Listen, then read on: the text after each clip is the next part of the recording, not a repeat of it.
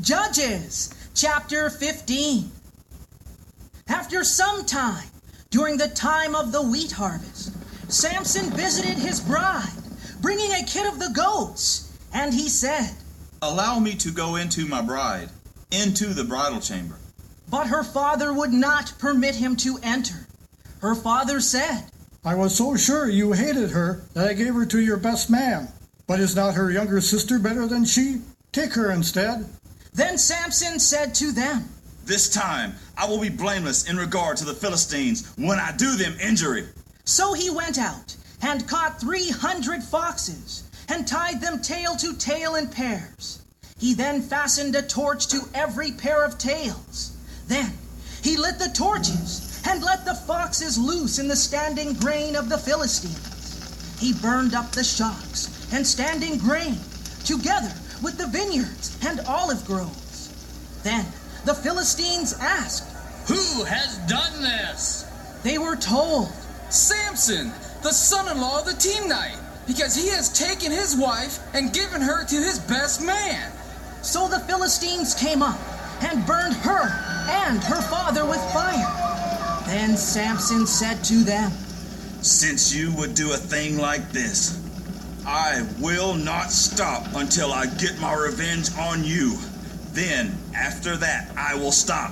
So he attacked them hip and thigh with a great slaughter. Then he went down and lived in the cleft of the rock of Etam.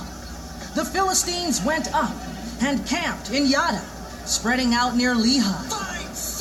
The men of Yada asked, "Why have you come to fight us?" So they answered, "We have come to arrest Samson, to do to him just as he has done to us." "Where is he?" Then 3,000 men of Yada went down to the cleft of the rock of Etam and said to Samson, "Do you not know that the Philistines rule over us? What is this you have done to us?" Then he said to them, What they did to me balances what I did to them.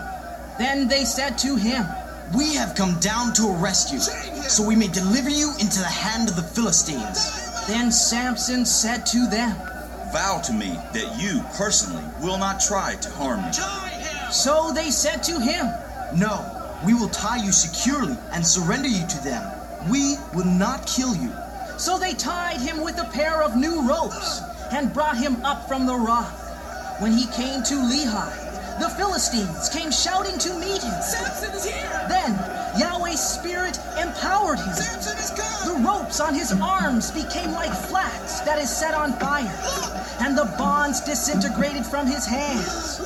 He found a fresh jawbone of a donkey, reached out his hand and took it, and killed 1,000 men with it. Then Samson said, With the jawbone of a donkey, I have made a heap or two.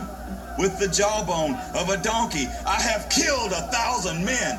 When he had finished speaking, he threw the jawbone from his hand. Then he called that place Ramoth Lehi, meaning Jawbone Hill. Because he was very thirsty, he cried out to Yahweh, You have given this great deliverance by the hand of your servant.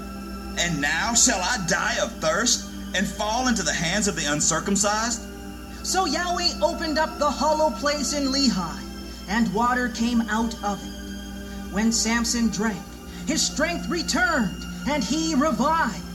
So the spring was called On Hakor, meaning Caller's Spring, and it is still there in Lehi. Samson judged Israel 20 years in the days of the Philistines.